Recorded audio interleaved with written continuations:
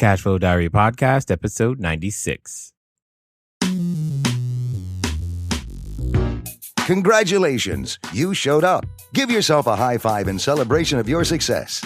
Welcome to the Cashflow Diary, where new and experienced investors come to take confident action towards their goals.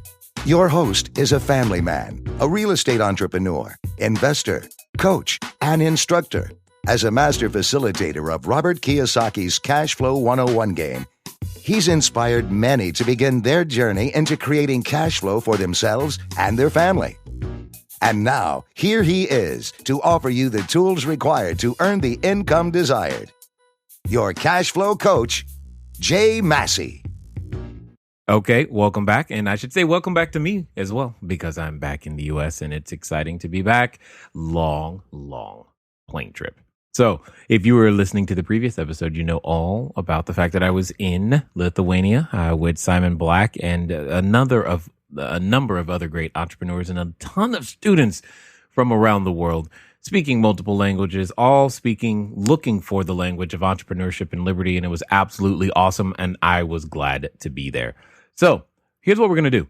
All I'm going to do is share with you, just like we did on the previous episode, because I hear from you guys and you're like, man, we like those episodes where you get questions and answers and it's kind of like being at the seminar, but not. So that's what we're going to do. We're going to do that one more time. So this will be your last glimpse. If you were unable to make it there, this is the last shot you got at being able to hear it from the inside. Maybe next time what you should do is you should apply so that you could be a part of such a great event. Here we go. You mentioned that sometimes you're not actually acquiring the properties. You're basically, almost doing somewhat of like a referral. Like, I get paid $5,000 to sell them the. I just love to hear more about that process because.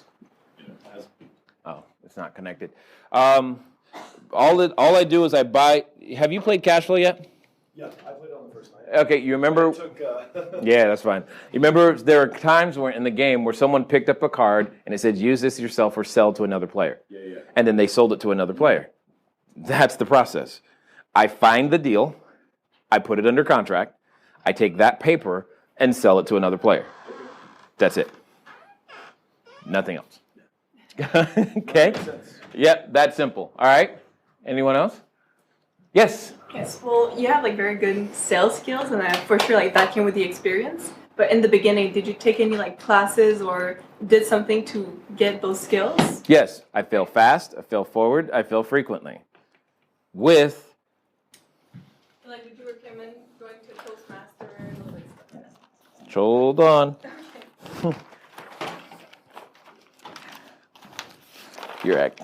I actually get to write something down. This is cool. So I said I fail forward, I fail fast, and I fail frequently while doing this.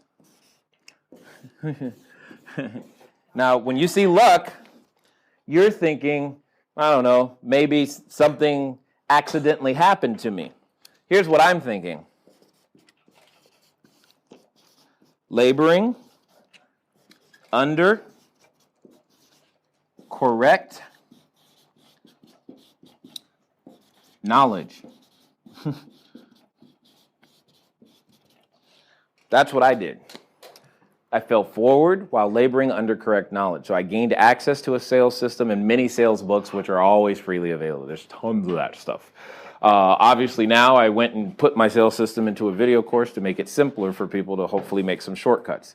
So yes, between learning to speak in public, probably the one skill that if more of you did, you'd make more progress faster than any other, but also the scariest for most, therefore you probably won't do it, which is unfortunate. Okay, however, if you did, it would help you. And Toastmasters, yes, is a very important place, but don't just go to Toastmasters. I need you to compete. And by compete, I mean they have competitions. The best competition, if you want to become a better speaker, is to be participating in the evaluator competition. What I mean by that is there's a competition of the best and most critical evaluators. The competition is between, let's say, 5 to 10 of the best evaluators in your geographic area. They're competing, all criticizing the same one speaker, which should be you.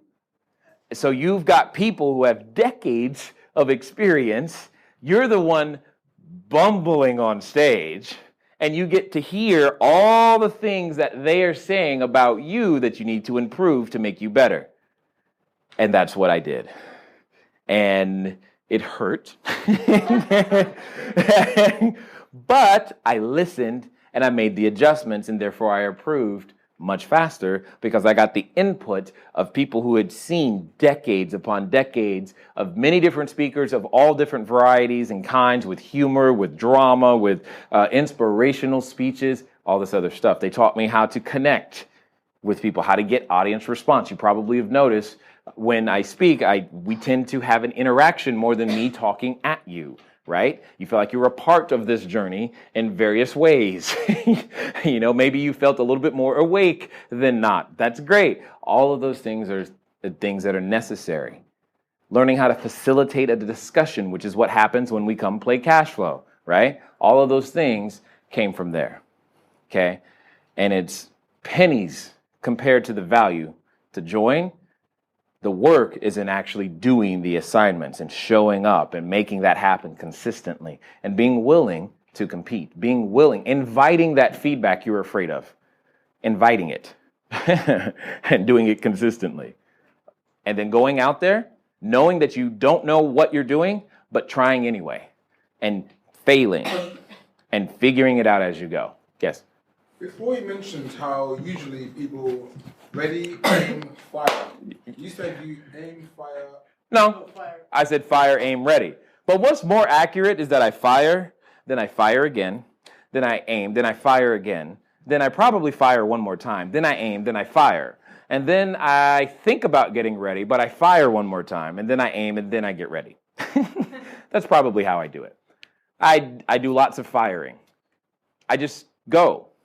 Like, for example, this is my point with the online stuff. I've told you guys many times, I'm the newest guy onto the online marketplace, right? Of the ones that are here.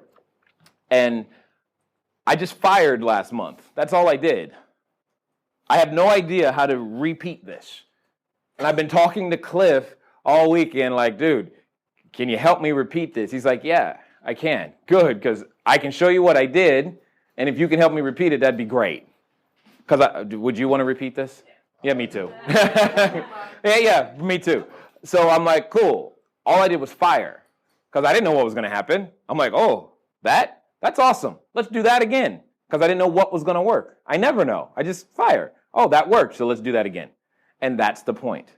That's been the way I operate. Now, many of you probably want to see the entire staircase before you step on the first level. I don't need to. That's my advantage. It's also my weakness because I create a mess, right? I also waste some energy at the beginning because I'm going very inefficiently in multiple directions. So I don't know the quote-unquote best path, but I start. Because I start, all I got to do is surround myself with people who know how to finish, organize, and follow through. Because they're attracted to the guy who starts, which is great. Yes? But you still do like research, right? Like, do you have an idea? You mean before or after? Like before. Before what? I was just saying, like, you just. No, I didn't do any research. Someone said, hey, do this. I said, great, I'll do it. I move at the speed of instruction and I find out. Why bother researching? I can research till the cows come home. It doesn't matter. Until I ask someone to buy. It doesn't matter. I don't know. It doesn't matter. Yeah, but if you, I don't know if you, like, let's say Cliff had some material, you read the book, right? So you might have like more of an idea. I wouldn't read the book. I'd read the chapter, do what was in that chapter, then go back to reading to the next chapter. I wouldn't read the book. That's the difference. That's what I'm trying to say. It's a different way and different mode of operating. I don't need to see the whole staircase. If I just need what's the first thing? Okay, I'll do that. I'll be back. Okay, I'm done with that. Now what's next? Yes? See, the thing is, with business, they say support is really, really important. Support? Yes. Especially from your... Agreed. I mean, does having a spouse give you the support and advantage you need to make you succeed in business? Having a spouse can. Having a supportive spouse will. Yes. Yes. But it doesn't have to be a spouse. You can gain support in many different ways. An online community could be a form of support. You could gain support. You got one. Dude, it's right here. I'm just wondering, in terms of the whole wife thing, because I keep hearing. The wife is important. A businessman can't be a businessman unless he has a business. Well, let me put it this way. Man is a strong woman. Yes, yeah, that's true. Well, here's the thing. There is an element to learning how to work with the opposite sex that makes you better in many different categories. There's an element to being a parent that really helps you with a lot of your customers. Those two things, there's so much practice you get on a daily basis in learning how to speak and communicate clearly, effectively with the opposite sex to get to the goal that requires team building in such a way that it helps you with your internal team and helps you relate with many different people. There's an element of how to communicate to children and getting them to cooperate and do the things you want them to do, the proper calls to action, etc., that relates to being your customer. When customers and children are upset, you kind of handle them the same way. Okay? When your team member is upset, you kind of handle them very similarly to you do your spouse. It's just, there is an advantage, yeah, because I get more practice at it. I do. However, doesn't mean you can't do it because you can't succeed without it, but you need some form of it somewhere. Now, with today, between Skype and FaceTime and the Facebook groups and all this other stuff, we're more connected than we've ever been. Google Hangouts, all this stuff. You got so many ways of being accountable and making those types of relationships happen. It's just most people don't think about using those technologies in that way for that purpose. And they should, because it's on your phone. Yeah. So I came in a bit late because I was live in the bathroom, but I heard you talking about Toastmasters. Yes. Are there any other services or trainings or for speaking? Like that specifically help you with whatever? Any? Well, yeah, there are tons. I mean, but they were specifically referring to speaking. Is there some specific skill set that you're referring to in general? Because there's too many. I mean, you got to understand. I'm almost willing. It would be interesting to see how much money the people that have been speaking have spent in personal development. Okay. It'd probably be a 7-figure number, I'm guessing. Combined? Yeah, easily. Yeah, combined. Yeah, I can see that because there's too many to recommend. That's why I'm saying make it more specific for me because it'll be easier. We spend a significant amount of time in personal development, reading books, going to seminars, listening to other people's stuff because we know we don't know everything. And we're not going to live long enough to make all the mistakes, so I might as well borrow some of yours and make some shortcuts, right? So yeah, it's a lot. Give me a specific area that'll help me help you. Yes? They say you're the average of the 5 people you communicate the most with. Sure. Do you believe that? And if you do you make it actively to get rid of those people, or do they integrate naturally? Got it. The two things happens. I do believe that their environment trumps will. Environment trumps will. You can have lots of willpower, but who you hang around, yeah, that's going to make a huge difference. So do I believe that to a degree? Absolutely. Now, I get to choose when and who I hang around people and how they influence me, okay? So by default, some of those individuals, just because some of the individuals, like before I was doing real estate and all this stuff, I still hang out with some of them. We just don't do, or I just don't talk about certain things, right? They have no frame of reference. They have no way to relate, and I have no way to relate either anymore. It just doesn't quite work, right? But that doesn't mean I just suddenly never talk to them again. Now, there are some people, I never talk to them again, okay? However, that doesn't mean that. But I also, therefore, then slant my schedule to spend more time, invest more time with those who are going in the direction that I want to go, i.e., one of the reasons I came here. Because the way that I saw in the marketing copy, I'm thinking, okay, these are going to be people that are going to want to hang around. They should be. That's what it says. We'll find out when I get here. God, I'm glad it was right. Because it would have been painful for me. It was like, oh God, when can I go home? That was a long plane flight. You know? All those types of things. So I invest more time here. You also, quote unquote, invest time when you are consuming someone's content. be that a podcast, be that a YouTube video, be that their book. So that's another way to spend time with a person because you're spending it in their mind in various different ways. So that's one of the things that you want to be thinking about. You know, how many of the biographies of the successful people that you aspire to be like have you read? If the answer is 0, well, now you know how you can go spend some time with them, right? How many of the podcasts of those that you've been inspired by, either this weekend or ever, do you listen to on a semi-regular or regular basis? If the answer is 0, well, now you know.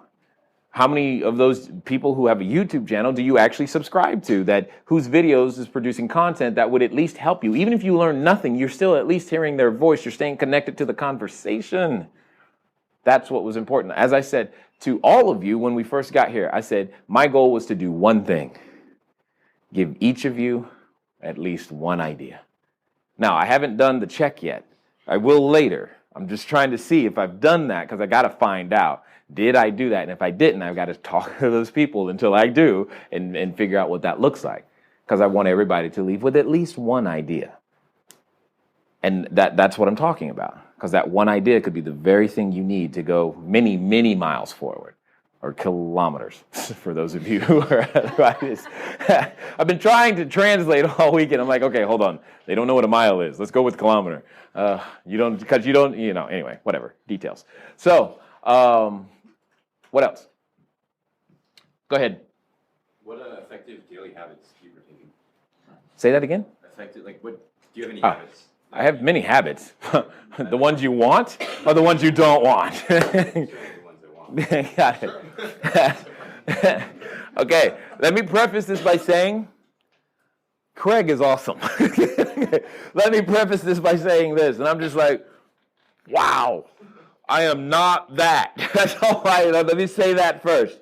I do pray on a daily basis. I do read my Bible on a semi-regular, if not multiple times a day, because that's where a lot of my spiritual strength comes from. It just does. I love hugging my kids. Oh, that's awesome. It's one of the things I love to do in the morning. I love hugging my kids. It's awesome. It's just fun. I love going bowling. These are the habits that keep me normal, right? It's going bowling. Believe it or not, those extra things that release. Photography is something that I do on a semi-regular basis to keep my mind in a creative state, but not on work, okay? Because that is so hugely important for me. I can't think about work all the time. Well, I could, but I shouldn't. And I've learned that there's times where I should turn that off. It's just difficult to do, and I still have to distract my mind in various ways.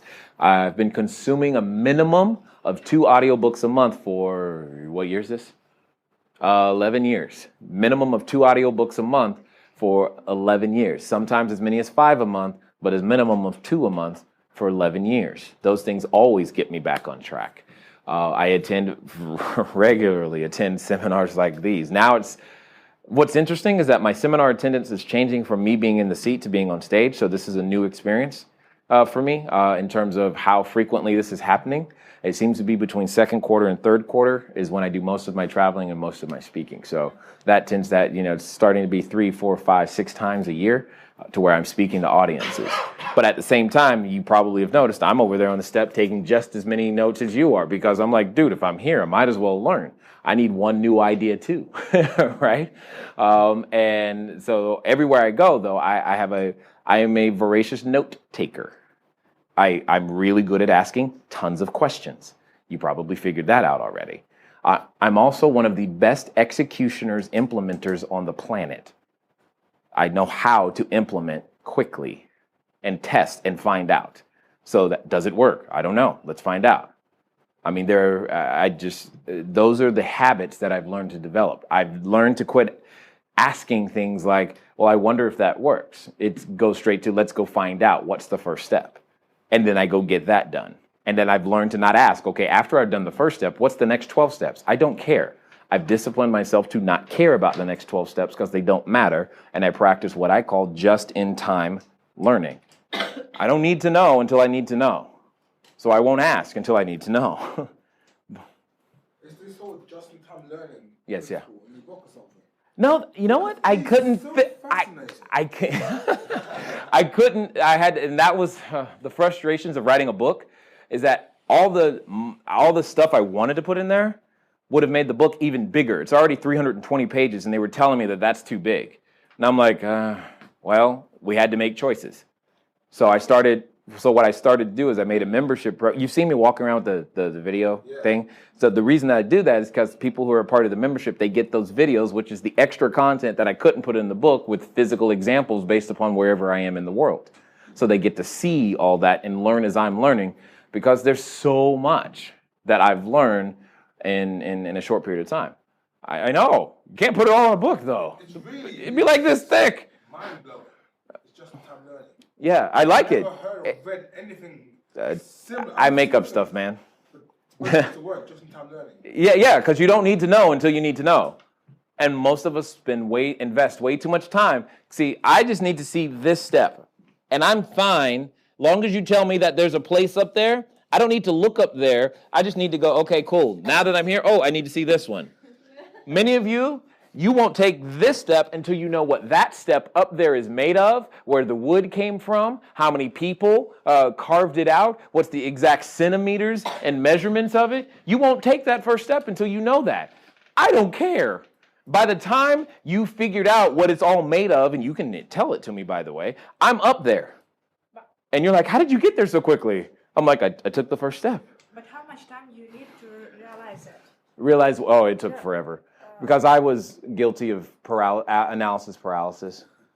Yeah, it was and again, I say this, what happened to me and my wife, I don't wish on anyone, but that's what was necessary to shock me out of who I was.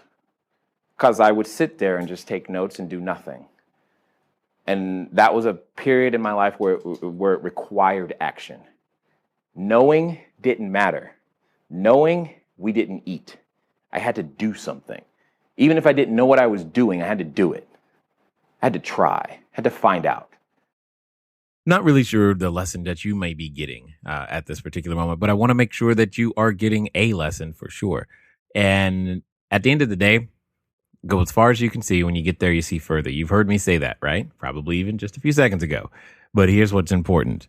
What's important is simply what that means. Act on what you do know, not on what you don't know. You can't act on what you don't know. Just go out there and take action. And I'm not saying it's comfortable. I'm not saying it's easy. I'm not saying that, they're to act recklessly or without abandon or some sort of, understanding.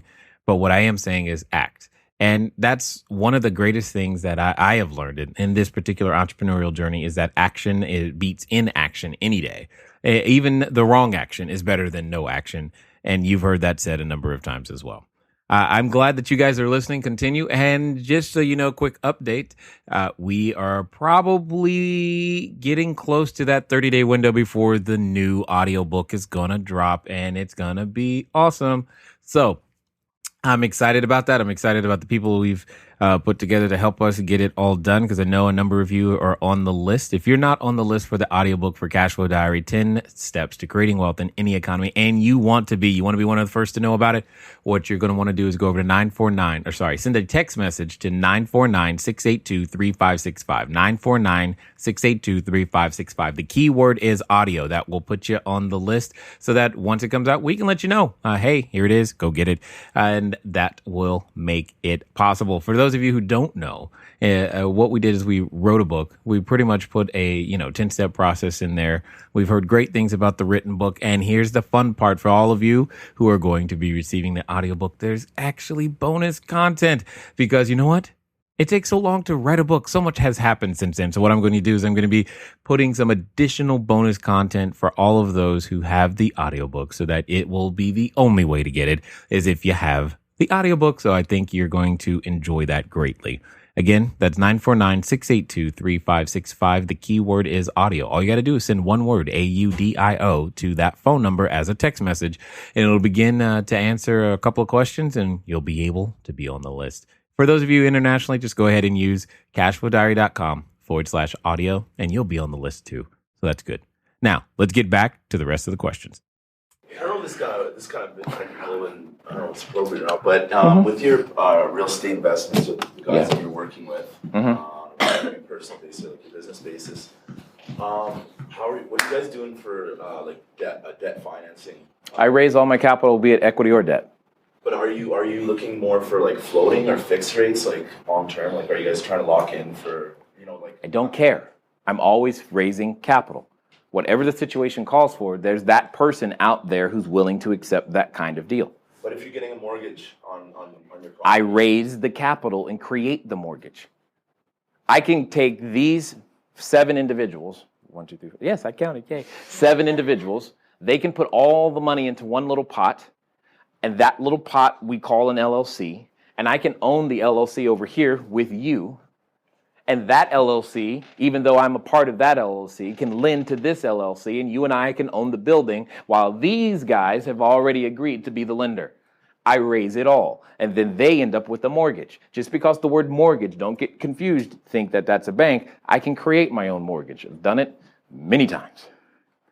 Right. Fixed or floating or whatever I need. I'm not aiming anything. What do these guys need? Oh, okay, here's how I can use that. I can use that money in this so deal. Being flexible kind of based on what the investors are always. Okay. Yes, always. But if it's your choice, then what do you prefer? Fixed debt, of course.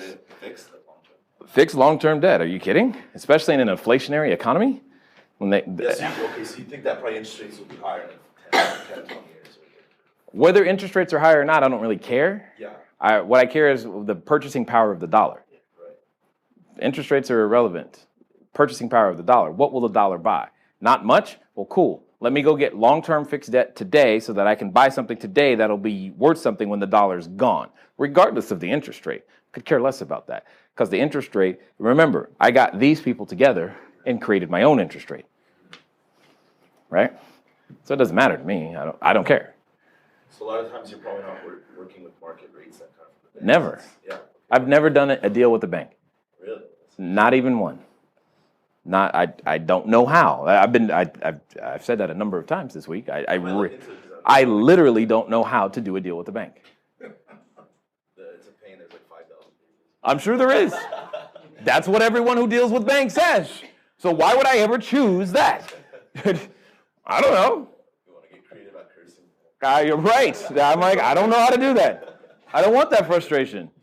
I'll let you have it. Yes. Now that you have such a big company, why do you still borrow money? Like, can't you just reinvest what you made in profit? Well, here's the point. I have a small company. We can have a big one. Make sense? So even if you do have the funds, there are still 6 billion, 7 billion people on the planet. I can do more with your money together than I could ever do with just my own. It never makes business sense. Never makes business sense for me to cut that off. Because banks are going to cut me off at some point. But there's always more people who suddenly wake up to the fact that their 401k or RRSP or whatever it is in your country doesn't quite work like they hoped. And they go, I need a solution. Hi, I'm your solution guy. And when they wake up, I want to be there. And I want to be there because you referred me, not because they saw a marketing piece. Because that shortcuts all the marketing and money all those other people are spending. So therefore, you know what I do? I teach a cash flow game. Seemingly innocent, but very sneaky. You don't think about it. You're like, oh, I'm just playing a game. You sure are. Right? We've been talking about, you want people to know, like, and trust you. What happens during the cash flow game? They get to know, like, and trust you. Simon was talking about, you want to be knowledgeable, but not in a pontificating way. What happens when you teach people how to play a board game? Aren't you demonstrating your competency and your knowledge? And that's not I'm just helping. What? I'm innocent over here. I'm not a sales guy. I'm just a teacher. But I sell stuff. Right? This is why I'm teaching it to you, because it's a great way, especially for those of you who are introverted, to go out there and make this thing happen. Because no one sees it coming. Never. And everybody wants to come play a board game, because there's no way he's going to sell me something. I'm playing a board game. That's why I had to learn how to do it at Starbucks. There's no way he's going to sell me something. It's at Starbucks. He doesn't even wear a suit. Nope. I sure don't. You don't wear suits? God, no. Never. Maybe twice in the last 6 years. so. Yeah, I mean, I try not to wear, you won't catch me in a suit. That's not my brand identity. You'd be surprised if he doesn't wear a suit. Mark Cuban doesn't usually like to wear a suit that much. You don't need a suit. Richard Branson swears off suits completely. There's no need for a suit. Yeah. I've raised more capital driving in my car at Starbucks than I can even tell you. This is my capital raising outfit. I am ready to go. This is what I need. I need nothing else. This is how you see me nearly everywhere I go. Everywhere I go. I wore a suit when I was on stage with Robert Kiyosaki because that was kind of different. Okay, he would have probably been upset if I didn't wear a suit. I wore a suit with him, and there was one other guy who was on. I was on his stage, and I wore a suit with him. That's it. What you speak to clients and stuff. This is it. This is it. You can almost guarantee I will be wearing jeans with a collared shirt and some black shoes. It's almost universal. The only question is whose black shoes? What color? Black shoes, yeah, I know, right? But yet they don't look too down. They don't look too up. Again, a lot of thought goes into this so that I don't ever look like a salesperson, but I sell stuff. That's the whole point. I'm breaking down barriers so that I fit right in. You never notice. Yes, I was taught all of these things. Part of it from Toastmasters, part of it from learning how to, remember I said pattern interrupts? How I am dressed is a complete pattern interrupt. Completely.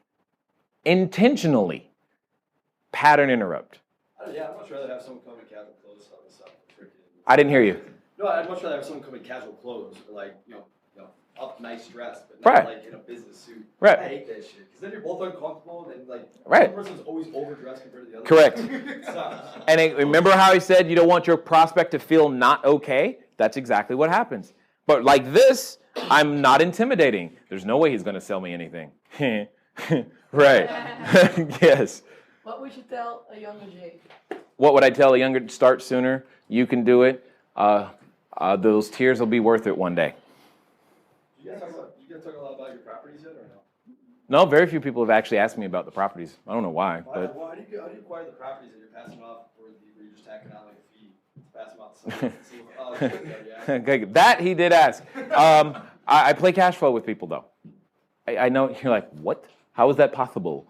Okay, when you're playing Cashflow with people, at the end, I tend to ask people, hey, would you like to do this in real life? Yes, I would. Great. What do you think? I've never been involved in that side. Like, I do property investment already, like rehab, but like I understand. Usually like 1 in 10 investors in like a high risk property.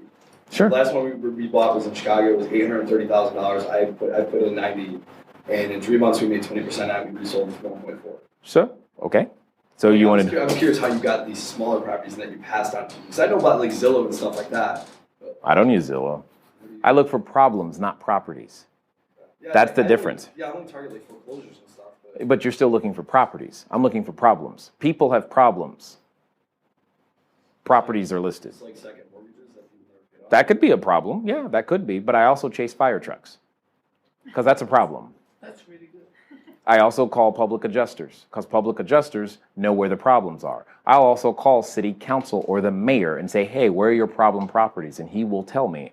We've gotten referrals from the mayor of cities we work in. I also look for water damage. That's called a huge problem. And that one's usually advertised on TV. Such and such water main just broke, and look, it's destroying the building, everybody. Awesome. That's on my list. And those are your talking about the bigger properties you buy, right? I don't care, bigger or smaller. I actually, before I got on the plane to come out here, a fire happened on a small single-family house. The public adjuster now calls me, hey, do you want this one? I'm like, yeah, that one sounds good. Let me know. We go, we'll put that one under contract, sell it to someone, put our rehab crew on it, boom, make some money and move on. Small properties catch fire, big properties catch fire. If you're like buying them, like for instance, like Zillow and stuff. I don't know if you're buying off that and then just waiting and selling for more. No, I don't sell. Unless it's something I don't want to manage, like a single-family house. A single-family house costs me money to manage because it's too small. Do you just look up the land titles then, right? Or you find out like who the owner is? In what situation? Like where you're saying, like let's say there's a fire or something, right? So it's like thing burnt down. So would you just go Yeah. call the owner? And Absolutely. You know what? I'm sorry for your loss. Well, I won't call the owner. What would you say then? Well, in that situation, typically the public adjuster calls me because they've already contacted the owner. Oh, I see. They're the ones. And they pass along the name. And Yeah, correct. And then how do you do your call what do you say to them then? I don't have to say anything because the public adjuster introduces me to them, and I go, "Hi, I'm the guy that's interested in buying your property." What has been your biggest real estate, like, holy shit, man, I could have really Got it. Thank God I didn't do that. Thank God I didn't, or thank God, or oh my God, I can't believe I did. Your worst, like, action, your best action is like, the outcome. Best action is I started, period. Because most people... No, you don't understand. You're discounting that. Where a property was like, holy shit, like I shouldn't invest in this, or you almost like invested into a bad property. Like I heard the story of you investing into the bad property, and everything went up, belly up. And yeah, which time? And that's what I'm saying. It happens so often. What has been a serious red flag? You're like, whenever you walk into something, you're like, oh shit, well I'm not touching that. Where's the borderline? And obviously you touch fires and water damage, which is most people the borderline for me is when I can't move the criminal element. I can't move them. I will buy something that's in the middle of the gang territory because we know how to move them to the next street at least. I can move them, but if I don't feel like I can successfully buy enough of a geographic area to move them, to push them out, then I won't do it. Like there's same thing with Section 8. You can buy it even if... No, because Section 8, nobody wants to get hit by a stray bullet. So, but if I can't move them, then I won't do it. But if I can move them, I'll do it. That's usually the cutoff point. If I don't feel like if all I can do is buy like a 12-unit building and it's surrounded by other stuff and I can't get control of the street, because that's usually what I'm looking for at that point. I want to own the street. If I can own that street, then great. If I can't, problem. Yes. What do you mean by move? Meaning, okay, if they like criminal elements, they claim sections of town, they claim streets, they claim they claim certain areas of town. So if I start to own the building, I know how to work with the police and the mayor and everyone else to have them cause those guys so much trouble that they go, man, it's not worth it anymore. Let's move. And then now that they're gone, I can clean this up, fix it, and put the right kind of people in there. We know how to do that. So that's what I mean. If I can't buy it, but I got to buy enough of a street to make it financially worth that. And if I can't do that, then yeah, that's probably my cutoff point. At what point did you decide to take on certain people on board? I imagine if you just started out, you cannot afford your own fixing crew, right? But maybe at this point, I don't know, do you have your own staff in that sense? Yeah, I do have an internal staff. And as far as at what point, I waited too late. Where's my book? Because I waited too late to actually bring people aboard, and I should have done it sooner. So I say that as advice to all of you guys. Please do it sooner because you should. But and the second thing that I did incorrectly in that sense was I did not. I'm looking for my notes here. I know it's here. I know that I'm close. So you need to get more creative in how you compensate people. Not all compensation is monetary. Does it make sense? Not all compensation is monetary. Some of it is what they call soft compensation. So my CFO, for example, she used to earn $300,000 a year. I promise you, I don't pay her that. But I give her my entire company. I can't find it. My entire company is run virtually. What does that mean? We have no office. I could literally stay right here for the next year and still operate my business as normal. That's what I could do. My CFO, she's currently in Italy right now. My operations person is currently in Sacramento. Everybody's somewhere. And the point is that part of the compensation is I don't care where you work, long as you get the job done. And for them, that's worth a monetary, quote unquote, discount. There's really no such real thing as vacation days with us. Just work wherever you want to work from, I don't care, go. So she was in the Swiss Alps earlier this week when we were talking. It was funny because we both came overseas at the same time, so we're still in the same time zone. It was like, oh, that's neat. How convenient. It wasn't planned that way, it just happened. So that, there's many different ways. I'm saying bring them on sooner, find a way to pay them, compensate them in other creative ways, here than here. 2 questions. Who was the best first person you ever hired? Like, who were you like, holy shit, thank God I hired this person to save Financial person. Accounting CFO person. You need them. Like you found pretty awesome people. The best. People in such crazy places. Because I kissed lots of frogs before I found my prince and princesses. Nice. And I did it quickly. Like, did you search online or did you Nope. referrals or what? I played Cashflow. Are you serious? Yes. I also just from before. Cashflow is brought. I can almost put every resource that I currently have directed to a Cashflow game or someone who introduced me to them from a Cashflow game. I'm a master at referrals. I don't know what else to say. I'm really darn good at it. Like I said, the reason I do business is to get you to introduce me to everyone you know. That's what I want to know. What's it gonna take? Because I may need a resource that you have or know in some way, shape, or form. Well, it's kind of clear now that in order to have business work, it's all about finding the needs of other people and giving them what it is that they want. I mean, I heard it said once, you can get everything you want if you get enough people or give enough people everything that they're looking for. And that is the foundation, along with understanding that you give more in use value than you take in cash value. And most importantly, understand that you got to improve the quality of life of your customer. It's awesome to be able to talk to you guys, and I'm glad that you've listened. And I look forward to talking to you soon. Until next time. Thank you for investing your time with Jay Massey and the Cashflow Diary. When you have a moment, please visit iTunes and leave a positive comment about the show. And go now to our website, cashflowdiary.com, to take advantage of our free business building course, Cashflow Foundation. Gain the knowledge, understanding, and skill that will teach you how to never need a job again. Until next time.